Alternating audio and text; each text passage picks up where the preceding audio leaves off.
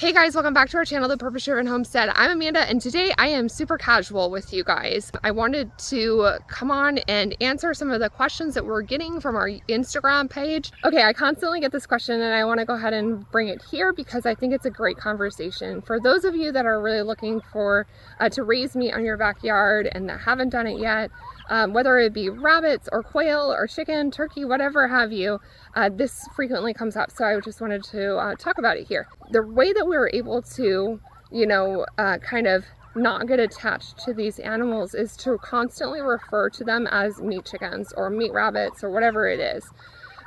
Even when we speak to our children and, we're going through our night or our day and talking about asking them hey, have you done chores for meat chickens yet? Have you fed the meat chickens? We're constantly referring to them that way. So it reminds us that that's what their purpose is. Also, if you have laying hens, it's just completely different. These meat birds, they're not the prettiest. They are lacking a lot of feathers sometimes. They are kind of food aggressive, like I've talked about. They get super excited about food. And so they'll almost kind of come at you when you're trying to feed them and stuff. It's just a different experience than a laying hen. Our laying hens, we truly enjoy watching them scratch around. We love on them, we cuddle them, they have names, because their purpose on our homestead is to lay eggs for us and to eventually lay eggs that we can go ahead and incubate and become, more sustainable here on our homestead. But as far as these guys, we constantly, refer to them as meat birds, and that's what they are. And don't get me wrong, it is always a very difficult day on processing day. And we don't take it lightly. It's a life that they are sacrificing for us to have food, and we don't take that lightly. So while we know that our animals have a purpose, we are very grateful that the Lord has provided for us. I am about to start doing chores this evening, and I wanted to share our tractor with you. We do have plans on our website for the PVC one, and I've shared it here before, but I specifically had some questions in regards to the wooden ones that we're using. Obviously, I've shared this one with you. This is where our turkeys and our ducks are living. Those are made out of hog panels. And then I did have some questions on this one, so I'll go ahead and turn the camera around so you can see how it's made. We actually made 2 of these at one time, so if you have the ability to have a little bit more birds on your property, it was a lot easier for us to make 2 of these at once than doing separately. So just kind of thinking about, next year and planning, if you have the space, go ahead and do 2 of them at once. It's just a lot easier that way. But I'll go ahead and turn around the camera so you can see exactly how this is made. Okay, so obviously they're standing right here because they're pretty hungry, so I'll make this quick. But this is a 10 by 10 area, and this is about, I think this is 2.5 feet tall.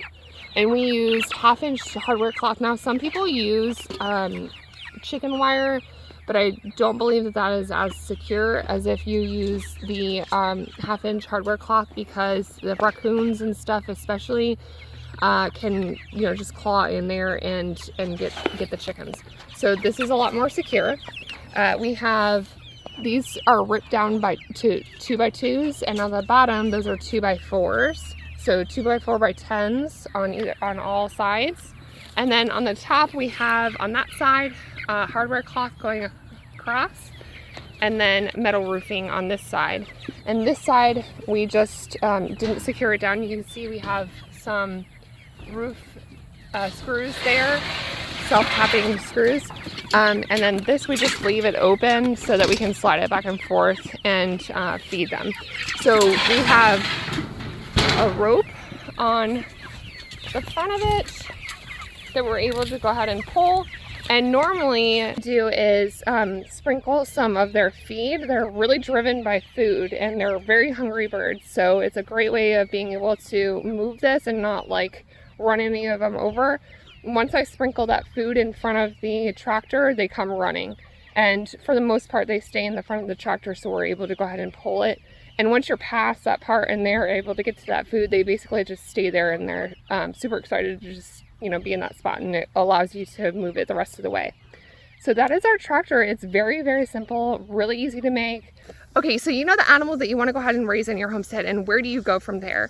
So we use a Meyer hatchery or Meyer poultry for all of our poultry here on our homestead. We've used them for quail, meat chickens, meat ducks, laying ducks, our laying hen chickens, and so they are a great resource. We'll go ahead and link them below so that you can go get right to them. As far as meat rabbits, you're definitely going to go ahead and have to research what breed is great for your area, because some of the rabbits are not great for cooler temperatures or warmer temperatures. So you definitely want to go ahead and do your research.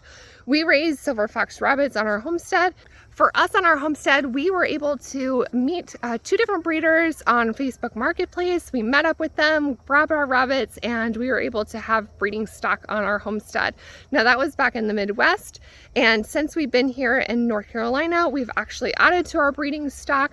But social media is a great way of being able to connect with other breeders. Okay guys, I hope this helps you out as you're trying to build your homestead. If you have questions, definitely leave them in the comments below and subscribe to our channel. We would love to have you join us. As for now guys, have a blessed day.